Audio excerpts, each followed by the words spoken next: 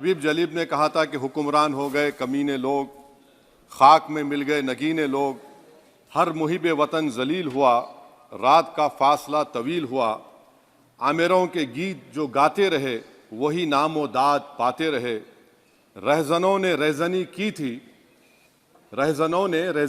थी, रहबरों ने भी क्या कमी की थी।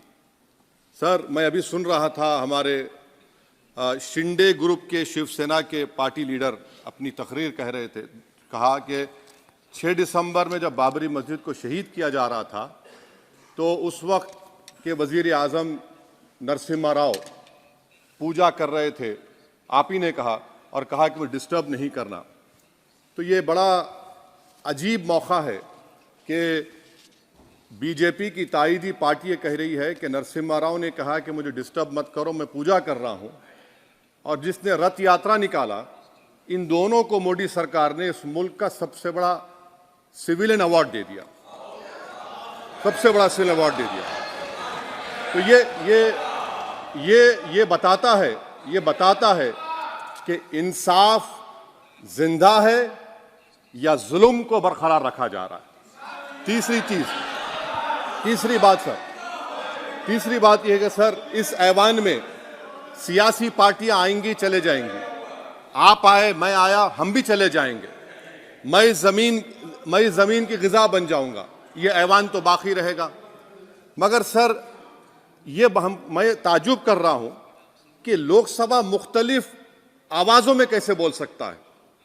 लोकसभा तो एक ही आवाज में बोलना चाहिए, और लोकसभा भी भारत के संविधान आइन के बेसिक स्ट्रक्चर का ताबे है। और सर, ये इसलिए कह रहा हूं कि 16 दिसंबर को ये ले कर देता हूं, 16 दिसंबर 1992 को इसी लोकसभा ने एक रेजोल्यूशन पास किया था। आप इजाजत दीजिए तो मैं पढ़ता हूं सर। दिस हाउस, अच्छा, ये गुलाम नबी उस वक्त के मिनिस्टर थे, आज नहीं है, उनका नाम नहीं लेना चाह रहा था। This house strongly and unequivocally condemns the desecration and demolition of the Babri Masjid at Ayodhya by and at the instigation of forces represented among others by VHP, RSS and the Bajrang Dal, which has caused communal violence in the country. Such act of vandalism was carried out not only in violation of order of Supreme Court, but amounted to an attack on the secular foundations of our country. This House expresses anguish at the happenings and wishes to reiterate its resolve that it will ceaselessly endeavor to uphold the secular and democratic traditions of our country and for the maintenance of rule of law. और एक paragraph है, नहीं पढ़ूंगा। मैं ताजुब कर रहा हूं कि जब इस ऐवान ने एक रेजोल्यूशन पास किया तो हुकूमत आएगी जाएगी, और हुकूमत, ये मोदी हुकूमत जश्न मना रही है जो 6 दिसंबर को हुआ। तो ये एक बात है सर। चौथी बात यह है कि सर, नहीं, 6 दिसंबर के ऊपर कोई जश्न नहीं है। राम मंदिर के निर्माण की जो प्रतिष्ठा हुई है उसको संबोधन कर रहा है, और वो सर्वोच्च न्यायालय के द्वारा तथ्यों के आधार पर दिए गए निर्णय के कारण से हुआ है। सर्वोच्च न्यायालय का निर्णय है, तो तथ्यों के आधार पर निर्णय है। वो विषय आपने बोल दिया, ठीक है, ओके, परंतु जो मंदिर का निर्माण है वो नियमानुसार सर्वोच्च न्यायालय के निर्णय से तथ्यों को देख करके। और एक सेकंड, आप इस्लाम के बहुत जानकार हैं, विद्वान हैं वैसे भी अब कानून के। यदि किसी अन्य धर्म के स्थान पर मस्जिद बनाई जाए तो शायद उसको मान्य नहीं किया जाता।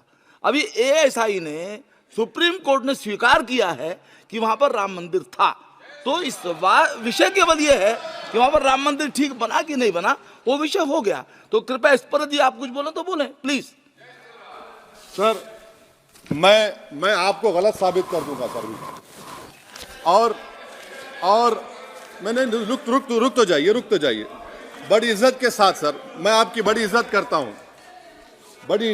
हूं सर। आपको मैं कोट कर रहा हूं सुप्रीम कोर्ट का जजमेंट, पैराग्राफ 1222 रोमन 17, उसमें लिखा गया है, the destruction of the mosque took place in breach of the order status को and the assurance given to this court, the destruction of the mosque and obliteration of Islamic structure was an egregious violation of the rule of law. Egregious का मतलब जो छोटी मोटी अंग्रेजी में आती है वो क्रिमिनल एक्ट कहा।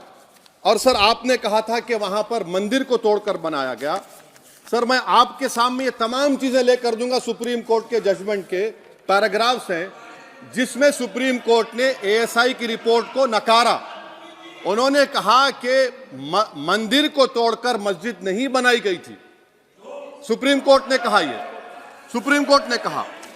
अब और मैं रख दूंगा, आप पढ़ लीजिए, आप पढ़ लीजिए। अच्छा सर, मैं अपनी तकरीर पर आ जाता हूं, मैं अपनी तकरीर पर आ जाता हूं सर। तो मैं अपनी बात कर देता हूं सर। तो मैं ये पूछना चाह रहा हूं कि क्या मोदी सरकार एक समुदाय, एक मजहब की सरकार है या पूरे देश के मजाहिब को मानने वालों की सरकार है? जिसको नहीं मानते उनकी सरकार है? हमको बता दीजिए। क्या मोदी सरकार सिर्फ एक फिक्र और नजरिया हिंदुत्व की सरकार है? क्या इस देश का, इस गवर्नमेंट ऑफ इंडिया का कोई मजहब है? इस वतन अजीज सबके मजहब को मानता है। सर मेरा मानना है कि इस देश का कोई मजहब नहीं है।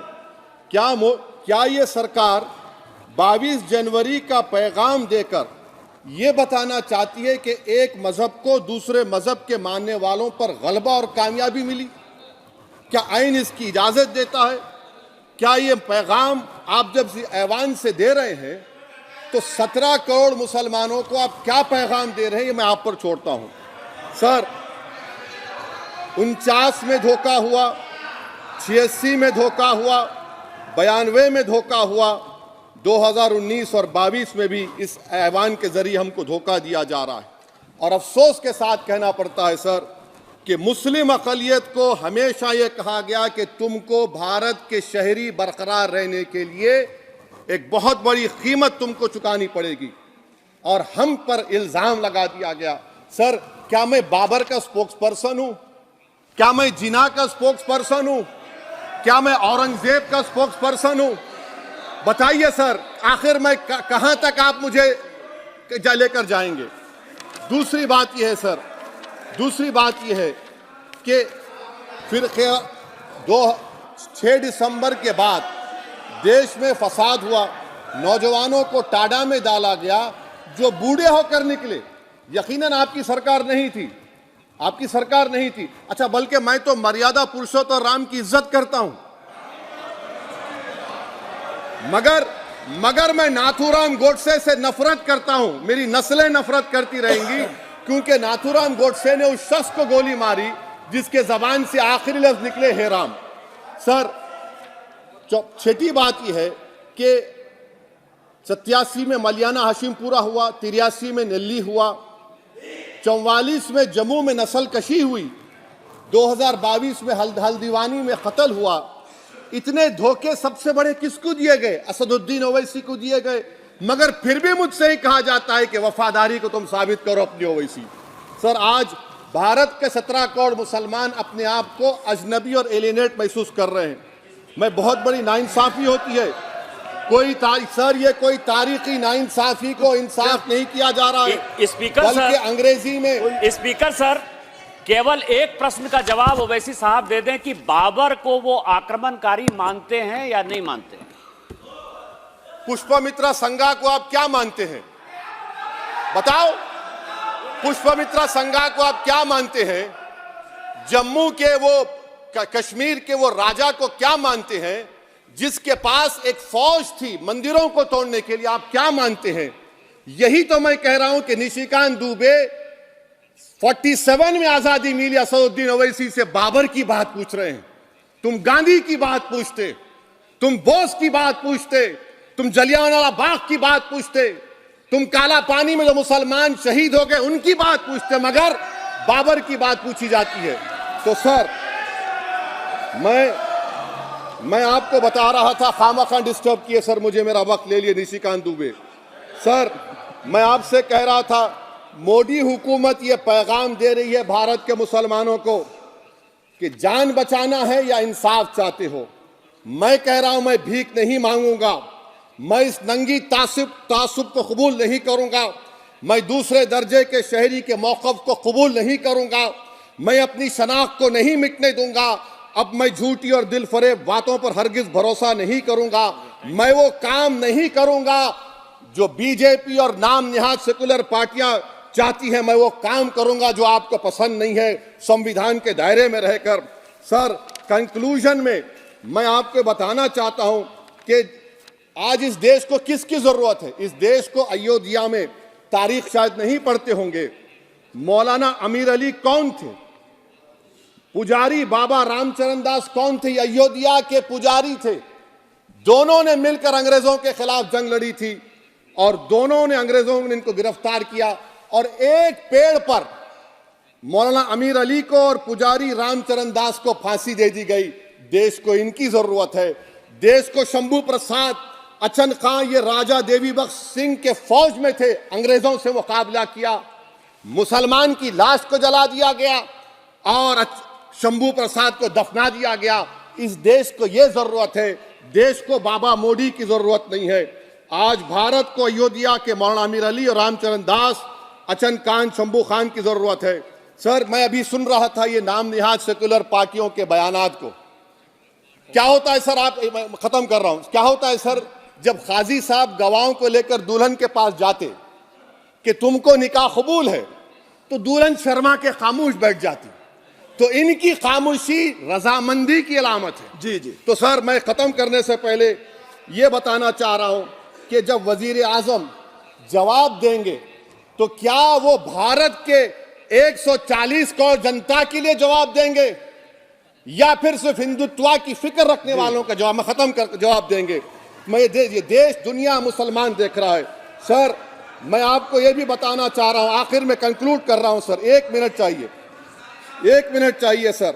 सर, मेरा मानना यह है कि आज मैं बहैसियत एक भारत के गयूर मुसलमान के, let me stand as a tall Indian Muslim and say that the light of Indian democracy today is at its dimmest today, sir.